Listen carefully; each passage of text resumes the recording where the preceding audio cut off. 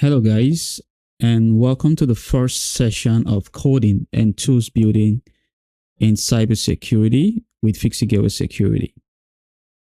The objective of this coding and tools building in cybersecurity is basically to get all cybersecurity professionals and also newbies who are just getting into the profession, the concept of coding and how they can build professional tools for their own concept or any event they perform as a cybersecurity individual. And with the aid of these tools they build, they can be able to automate various tasks and make their various events or processes a quick one without the need of going through the steps of doing things manually. Also, part of the objective is that when it comes to building your own custom tools, it is important that you get familiar with coding, because most of these tools out there you clone from GitHub repository or you clone from any other source. Over time will become popular, and once they get popular, organizations would find ways or tricks to ban these tools or block these tools in accessing their infrastructure. So, of essence, it's very good that you learn programming as a cybersecurity professional, especially if you're trying to, be in the profession for way too long before you possibly retire or maybe switch your career position. So, to ensure that every cybersecurity professional get familiar with this concept of building their own personal tools, we decided to integrate this part of the project into our coding channel at Fixie Security. So once again, we welcome you to building cybersecurity tools with Fixie Security. During the course of this project, you will be learning the following: how to build simple tools as a cybersecurity professional. So we'll get you familiarized on various concepts of coding and programming language, and how you can use them to build your own custom-made tools. Also, as part of this project, it's going to be a mixture of programming training and tools building. So it's like a fusion of coding and, of course, building tools. So previously, we were just doing coding, where we taught you a few coding languages such as C programming and, of course, Bash script. And during the period which we taught you Bash scripting, we wrote a few tools on how you can use Bash script to automate processes on your Linux machine. Although we did not go in depth, but so far we taught you guys how you can manipulate simple commands that exist in Linux, and using those commands to automate tasks on your Linux machine. Of course, you can also replicate this on a server that is running a Linux distro. So once again, for this concept of tools building project, is going to be a fusion of programming, training, and tools building. So the reason why we adopted this concept is because we also believe that we have students that are also following us on our various YouTube channel, and they would always have simple projects, or let's say simple assignments they would be facing at schools. They don't understand the concept of how they resolve those problems. So we'll be breaking it down for the ones we will resolve for them and show them what we did and how we did, and the essence of using the concept of our own training to solve problems, and of course understanding these various school projects or assignments. Also featured in this tool building project is that we'll be building tools adopting various programming language based on our course outline. So whatever that is within our course outline in terms of the programming language we promise we're going to be teaching on this channel, we would be demonstrating those various tools building and, of course, school projects or programming trainings using these various programming language within our course code or course outline. Furthermore, to ensure that our various viewers who watch these videos do not get bored and also do not get exhausted learning a few concepts, we'll be demoing the simple tools in a live coding format. Like for example, this video right now, today we're going to be building a simple tool. So it's going to be recorded every step of the way. And once we are done, the code itself will be uploaded to our GitHub repository. And of course, made public for those who want to clone the repository just for practice purposes, nothing more. Or if they desire to use the tool as well, they can clone these repositories and use them. Then on this last part of this project is that we'll also be modifying these tools. Okay, so for the simple tools, let's say for example, the one we're going to be building today, we're not just going to end it there, just making it a simple tool that's just, does a simple task. From time to time, we'll be modifying that specific tools in every training we are giving. And as we modify these tools, we'll be adding some cool features into these tools, which of course will make the tool complex.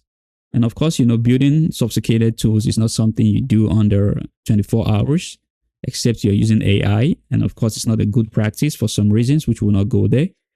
I believe most of you have heard about vibe coding and how hackers can exploit this. So we do not want to try that concept yet. And I don't think we would for now. So once again, back to what we're saying, for the complex coding, we'll be adding more features to that tools, which we have demonstrated during the simple coding. If we believe that tool is going to be a cool tool we want to use to perform more tasks.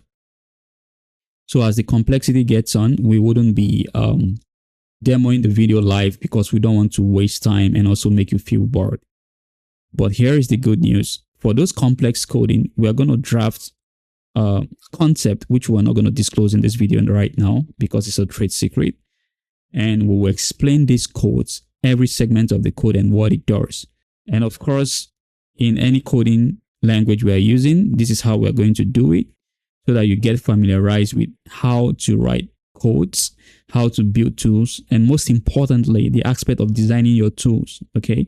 So it's not about writing codes or it's not about writing programming language. You have to understand a good structure on how you want to integrate these codes, because a tool that is written wrongly doesn't do the job perfectly. And also you have to consider the fact that you'll be running this locally on your machines.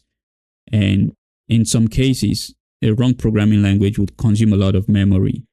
So imagine if you're working with a 16 GB RAM because you're financially incapable of getting a sophisticated PC, and you are running a tool that uses over half of that RAM space or more than half of it. So that's not a good tool, right? Because that means your computer will be slow and some other aspect of the computer as well might crash. Okay, so the essence of us, making this complex tools demonstration and not a live coding is because during the concept of also building, we'll be making mistakes, correcting those mistakes and so on. So we don't want to put that on live session to confuse you, but we promise that whatever we demonstrate or describe during the complex tools presentation, it's going to be like a simple tool live coding, because everything that you'll be learning will be very clear and concise, or should we use the word precise, on what you should do when you want to replicate these codes. And of course, after demonstrating these videos of the complex tool, we'll upload them on our GitHub repository for our various viewers or students to download and of course use them if they are into any cybersecurity profession, which the tool was written or which the tool is based on, or use them as practice to replicate, their own tool. So with that being said, let's move on to the project of today and what today's tool building is going to be all about. So this is the third Friday of the month of March. And of course, we assigned this to be our project for coding and tools building. And for this third Friday in this month, we'll be building a tool. And this tool is going to be a simple tool, once again, that you would be using to perform, some sort of reconnaissance on a target. But before we build this tool, we would be explaining the concept of Python dependencies, also known as modules or libraries, and the essence of why you should use them whenever you're building your tool. Then the tool also we are going to be building is a ping tool that pings IP addresses and of course report these IP addresses that have been successful and their response time, and also report the IP address that is not successful and of course the response time. Furthermore, this is not a Python training course, but we believe that getting you familiarized with some basics is very important. So we'll be talking the essence of requirements.txt when cloning a repository. I'm pretty sure that most of you are very familiar with, cloning online repositories, downloading tools that are published by authors of these tools. And these authors are always including a text file known as requirement.txt. And the essence of this requirement.txt is to install missing dependencies or libraries or modules that are very essential, or should we say necessary, for this tool to function. So we'll be explaining that and what is the reason behind requirements.txt. Then after we're done with that, we'll be making sure you understand requirement.txt from code analysis. So not everything that is included in the requirement.txt is actually used in the code. And why are we trying to explain that to you? And that brings us to the final point of today's agenda, is that we are trying to explain how to read codes and requirement.txt in order to spot possible backdoors from code analysis and comparing those analysis with your requirement.txt. So let's say in our requirement.txt, there is a dependency or a module that was included in that requirement.txt for us to install, but in the code, there was no place in the code it was used. Then it gives us a red flag. Okay. Now, as an existence on its own, it can be on multiple cases, but we do not know why that exists. In the concept of this video and training, we'll be explaining that to you. So that's all we're going to be doing today, and we're going to make it very quick. And permit us or pardon us if this video is going to be very long today, because this is the first coding and building tool section, and we want to just have a brief introduction and overview of what this project is going to be all about in our subsequent presentation. So let's build a ping tool and of course show you how to build a ping tool. So before you build a tool or follow this step, I believe you have what we call VS Code installed, and of course have some necessary plugins to beautify your codes and so on installed. Okay. Now, first, what is requirement.txt? Over here, you can see that we have created a text file known as requirement.txt. Okay. And how do you create it? Now, if you're using VS Code, you can do this in two ways. You can just click here, file, and you name the file. Let's say requirements1.txt. Okay. And you can hit enter. So for the sake of this, we're not going to just put this. So we can just escape, or let's just put it. And we hit enter. And you can see we have created a new file called requirements1.txt. Okay. But we do not need this. So we're just going to delete this and move to our recycle bin. Yes. Now back to this. So what is requirement.txt? Requirement.txt is a single text file created by the code author or the developer of the code to list a series of dependencies that are required to execute that program or that code that was designed by the author of that project. And also, in most cases, could require a specific version. Okay. So this specific version basically might be what the author has tested that functions very well with the project for certain reasons. But the two major reasons is that one is secure. It's not a vulnerable component or dependency. Two, it doesn't have any effect on your memory. These are the two concepts. There are multiple concepts, but these are the two major concepts. One is that the dependency is not vulnerable, and 2, that the dependency is not memory consuming. So once you install this, the author knows that these 2 concept has been satisfied. That's the number 1 major reason. There are other reasons, mind you, but these are the 2 core major reasons why a specific version of a dependency is always stated in a requirement.txt. Now over here, you can see that we stated 2 dependencies, request and a specific version, and of course ping tree and a specific version. So how do we get these versions, or how do we, specify these versions? Okay. Now take note, for ping tree, I use 4.04, right? We'll be getting there in a jiffy. And for request, I use 2.32.3. Okay. So how do I get this, version of these dependencies? Is simple, by going to official Python repository, which is the project, right? Then I can just type, for example, I say request. Okay, then I hit enter. Now a series of the package will be listed and the year of publication.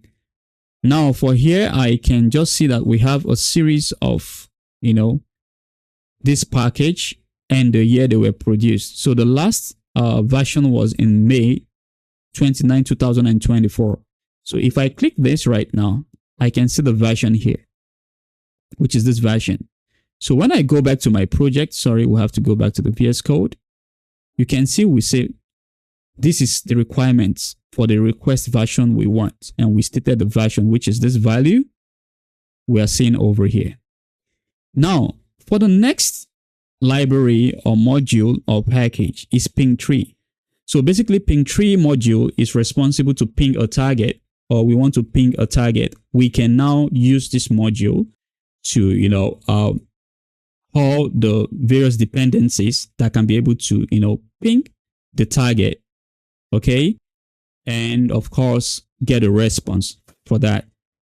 Now, if we go over here and we search for ping tree, we search for ping tree, we just say put ping tree.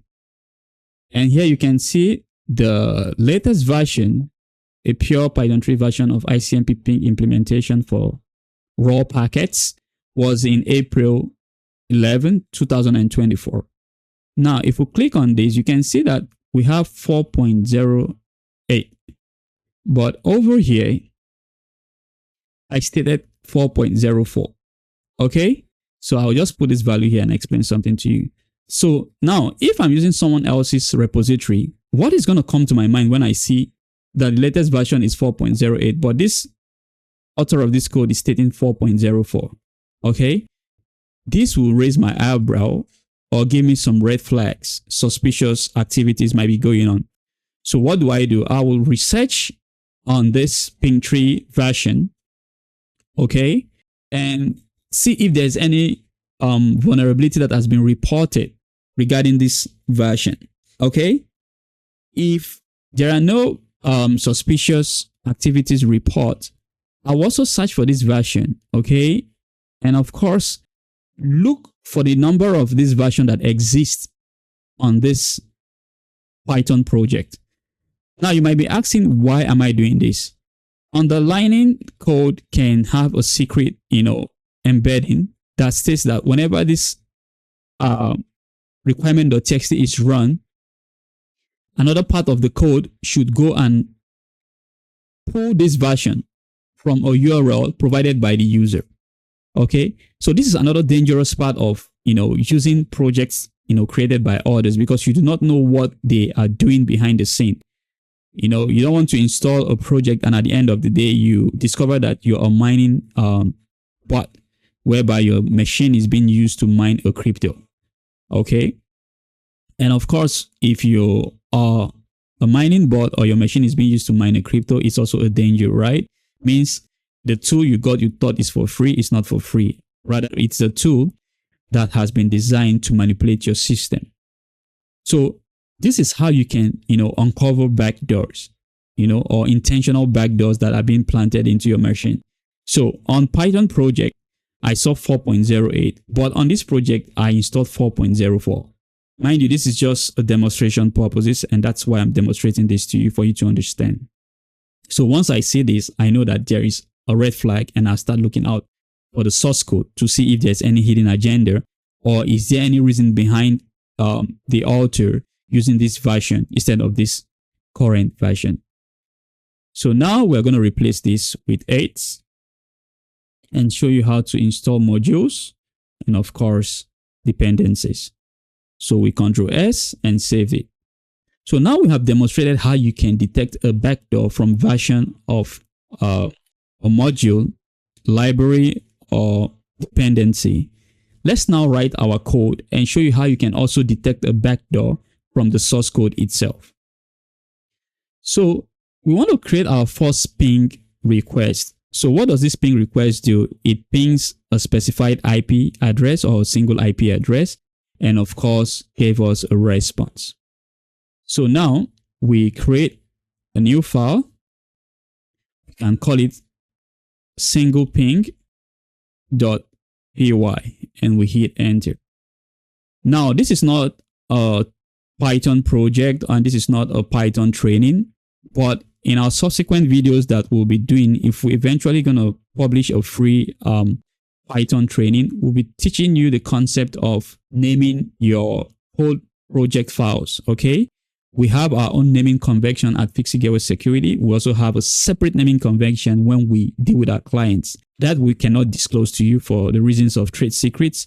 But I promise you, having a proper naming convention when designing a code or writing a script is very good. It makes you, one, easy to identify any errors or mistakes where it's coming from. And of course, understanding the difference between imports based on your script, which is your code files, or imports based on using various Python libraries or modules. Okay, so as time goes on, if we're eventually going to publish a free training on Python, we'll be showing you and demonstrating all this. So like every other programming code which we have taught you, it's very important to put comments. Comments are very essential because without comments, you'll not be able to identify mistakes that exist in your code and where it's coming from. And of course, you're not going to understand what the code tool you're building is all about. So for us, we'll just put a single comment. This is a project by Fixie Gateway Security. March 2025. This tool performs a simple ping request to a single IP address and reports the response time. Full stop. Now, I want to show you something. Now, let's say I say I want to use the module request. I want to use the module ping tree. Okay, there are two ways we can do this. We can say from request import request. Okay, but this method, it's not advisable. I will tell you that in our subsequent paid courses when we'll be training you guys on how to build tools, because first you're dealing with a lot of scripts, especially when you're building lots of tools and projects. You want your code to be beautiful. You want to understand what you're doing, knowing the modules that are imported from Python and knowing the modules that are the imports that are coming from your scripts. Okay, so let's say I have a function that exists in one of multiple scripts that I have, and I want to import from there. So I can say from this script, import this function. But if I use this right now, and I'm not familiarized with a lot, for you that are newbies, I'm not familiarized with a lot of dependencies and modules from Python, you can make a mistake and of course not be able to decipher where the problems of your project, is originating from. So for easy way or easy naming convention or coding convention, usually if I'm importing projects that has to do with Python dependencies or modules, I'll just say import. Okay, I'll just use the word import. I'll just say import. I'll just say request. Okay, and that's it. Then I'll say import ping tree. Now, remember, we have to do Ctrl S to save our code changes. Now remember, we have modified for ping 3 here to be this latest version, right? Now, so how do we install modules or packages or requirements that are stated by the author of the project? For example, I can say pip install -m, then I will state the module. So if I want to install request, I will say request. If I want to install ping 3, I will say ping 3. This is for a single module. Okay, but we all know that this is not how it's done whenever you clone a repository that has a series of requirements in the requirements.txt. So how do we do this? We'll say pip install -r, okay, for requirements. Then we say .txt. Sorry about that. Say requirements.txt, okay, and we hit enter. So once we hit enter, you see what's going to happen. All the necessary dependencies and version will be installed. Now, if you look at here, over here, we have installed previously an existing installation, this. Then it uninstalled it and installed the latest version, okay? So it has uninstalled it, successfully uninstalled, and of course, installed the latest version, which is 4.08. And now, as you can see, we are now running the latest version of ping 3. Okay, good. Now let's move on to our single ping.py script. Now, for example, let's say we want to ping a target. Let's call this target to be Google, or let's call this target to be Facebook, and it's an IP address, or it can be a domain name, but we're not going to go there. Today, we want to focus on IP. So what do? I have to declare an object that holds the target that I want to ping. Okay. So in this case, let's say we want to ping a single target, of course, which we have stated. We'll say target underscore IP address equals to. Now, for series of strings or numbers, we can put them in single quote, we can put them in double quote in Python. In our subsequent training, we'll also be explaining this. Okay. So I can say 64.233.189.147. Okay. So this is Google IP address. Okay. Now, let's say we have listed the IP address we want to, ping. Now we need to import or call the dependency or the library, and of course, call the object that is responsible for, performing the action. So we can now say, we want to ping this target. We say ping 3. Okay. Then which of the objects in ping 3 do we want to use? We want to use ping.ping. Okay.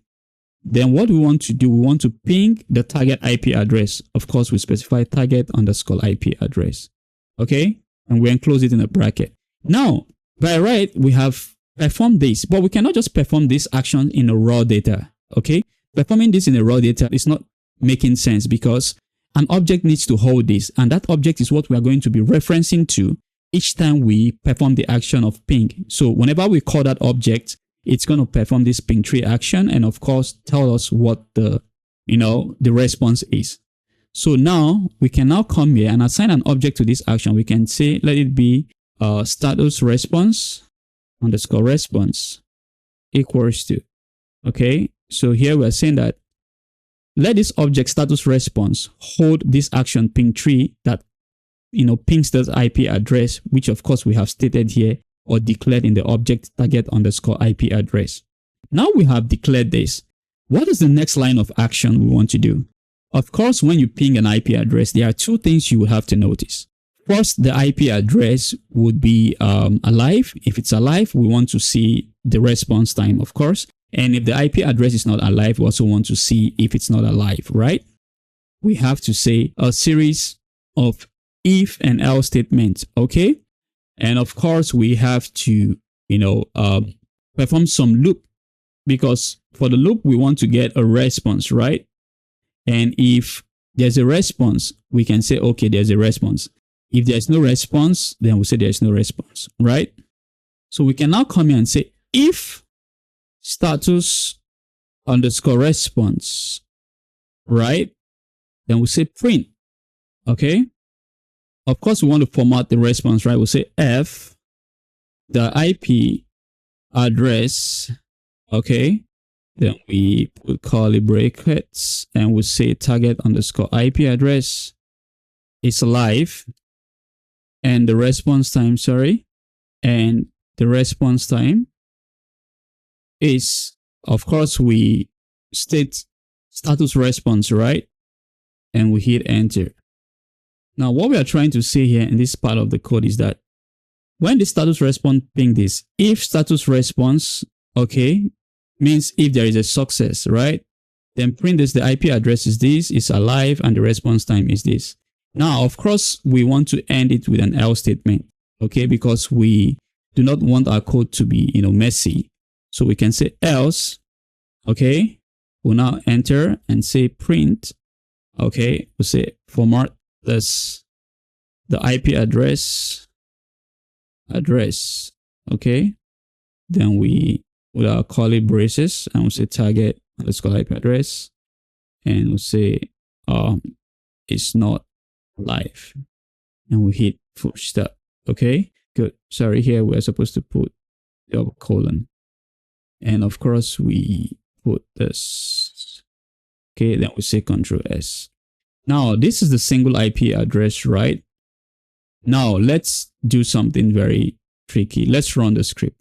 Now if we run the script and you can see it says the IP address which is of Google is alive and the response time is this. So it has pinged this IP address and that's giving us a response time.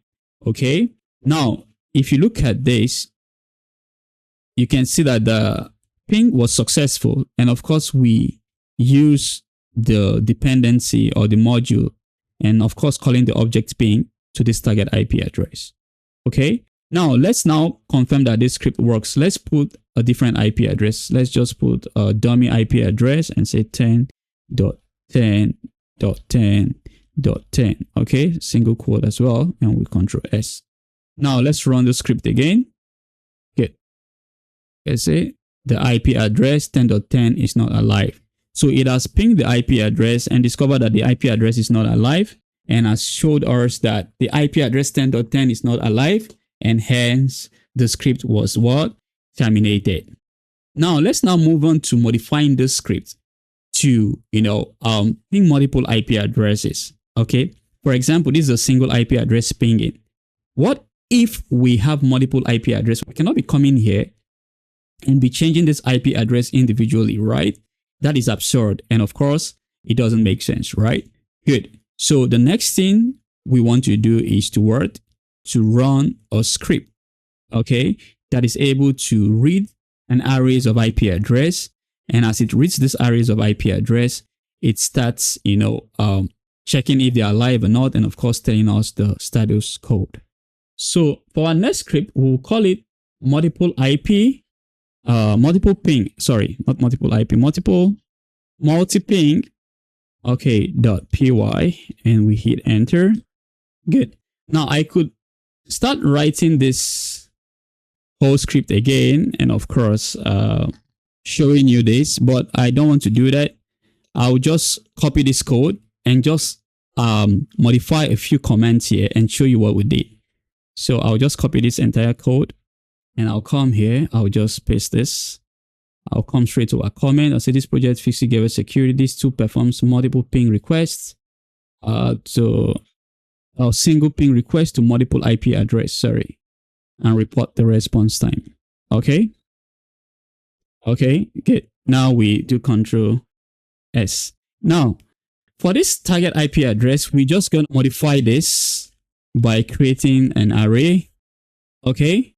Then in this array, we would specify multiple IP address and separating it with a comma, okay? Okay, it's very important that you understand and you follow this whole process, okay?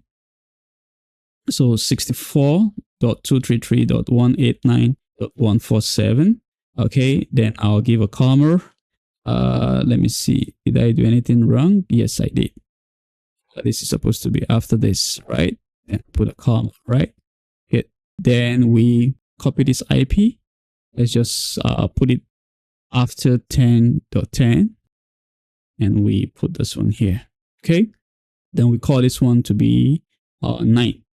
Okay. Just to differentiate this IP address. Then after we're done, we can now Control S this to save it.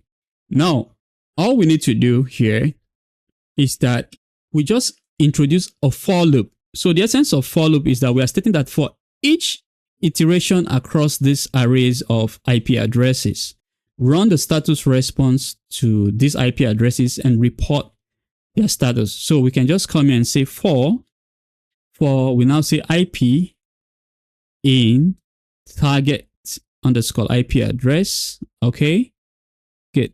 This is one of the things about Python. You have to be very careful about formatting. Okay, it's very important. If you don't format very well and you build your code, there's going to be a problem.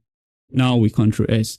So let's go back again to this code. We say for target underscore IP address, we have stated a series or arrays of IP address. Then we say for each IP that is integrated in this, list, run this command, which is ping3.ping to this IP address, and of course assign it to this. Okay. Now we'll say if status response, which is of course this, then now it's not going to be target IP because we have assigned this object to be represented by this. So we come here, we'll change this to IP and not target IP. Okay. And we also come here, we do the same. Okay. We do the same. Okay. So what are we saying right now is that the for loop should iterate into this target IP. And of course, it's represented by this object. Now, status response to what? Ping this. Okay. We're saying to ping, this object, right? So once you ping this object, if the response is, this, if there's a response, if there's a positive response, print this IP address and of course the status response. Okay. And if there is no response, print the IP address and state it's not alive. Okay. Then we can now run the script and see what's going to happen. Now there is a mistake. So the mistake is that we have to call here IP. Okay. Not target IP. So we call here IP and we call here IP. Okay. Then we Control S and we run. Because the reason is that we have assigned, okay, let's clear the screen. The reason is that, the reason is because we have assigned an object IP to target underscore IP. So everything that comes after this for loop has to be representing the new object that we have assigned to the initial object initialization. So we are now saying that for status response in ping3.ping of this IP, which is representing this initial object, then it should tell us, the response and of course the status response. And if it's not alive, it can also tell us the IP is not alive. We can also include that it should tell us the response time as well. Okay. And we put it here and we say S. Okay. We run the script and you can see it pinged the IP address for Google and it tells us this. And of course it pings this IP because the IP is not alive, will not have any response time. And of course it pinged the next Google IP address. And of course we have the response time. Now this is how you build a single IP ping and of course multiple IP ping. Now let's go back to our import dependencies or libraries. So if you see here, we say import request. But when I go through this code, I can see that the dependency that was used is only ping3. And of course, the object ping was called. But here I'm seeing import request. So if I have run this before, executing this code, if I've run requirement.txt to install all the requirements before, analyzing this code, there's a possibility that this request, dependencies that was installed on my computer can be a backdoor or can be a malicious, payload. So what I'm going to do is that I will stop everything about the code. I'll start analyzing the entire files. And if I cannot get any hint of what, or where this request dependencies was used, the next thing that I will do is to use this version of this request and of course start researching on Python to see users' feedback or if there has been any malicious attempt that has been reported that is associated with this version of the dependency. Okay, so this is how you build a code. This is how you check for dependencies, install dependencies, and how you can also track malicious backdoors from Requirements.txt, and of course, analyzing the source code. So with that, that's all for this week's code and tools building section. If you're interested to use this repository, we would have to upload it on our GitHub. And of course, you can clone it, ask questions, anything you need, drop in the Discord. And of course, we'll reply to you and of course, show you a few tricks on how to build code. In our next session, which comes up in April, we'll be showing you how you can, do this by analyzing text files that comprises of a lot of IP address. So these text files will contain thousands of IP address. And of course, these thousands of IP address can now be pinged. And the ones that are successful will be outlined in your terminal or in the interface where you're using this tool to ping the targets. And if they are the ones that are also not alive, this will also display them. But in that next chapter, it's just going to be a full demonstration on how you can do this by uploading a batch text file that has hundreds or thousands of IP addresses. So with that, we have come to an end of this week's video series of building a ping tool with Fixie Gateway Security. I hope you have learned something new. Sorry for the extension of the video. We just thought we should just give you a brief introduction on various Python concepts and as well teach you a few tricks you should know as someone who uses open source tools or free softwares out there. Thanks for watching, and please do not forget to leave us a subscribe, like, follow us on our various social media, okay? At the end of the month, we'll be doing a giveaway. I think this month we are planning to do only one giveaway. We are thinking if it's going to be still Cardio tool, or we are going to make it to be a 1 month VIP plus subscription voucher of Hack the Box. We have not decided yet, but we intend to do a giveaway by the end of the month for the month of March. So thank you for those who are genuinely supporting us, following us, liking the comments in the videos, on our various videos in our official channel. We see those likes. We appreciate you guys. You guys are awesome. And the numbers are also showing that you guys are actually interested in our content. Pardon us, we have not yet gotten to that professional level and we are working towards that. But we promise you this year is going to be an awesome year. And soon we'll be unveiling our website. We have done just a minor modification to make it a bit more professional. And it's going to be a very good look when you see it. Simplicity matters a lot. And that's what we are working towards too. So for you, our various family, like we said, we don't call you guys subscribers or followers. You're family to us because we also consider you as a family. We thank you. We appreciate you. And see you next time on the Building Tool project. Bye for now.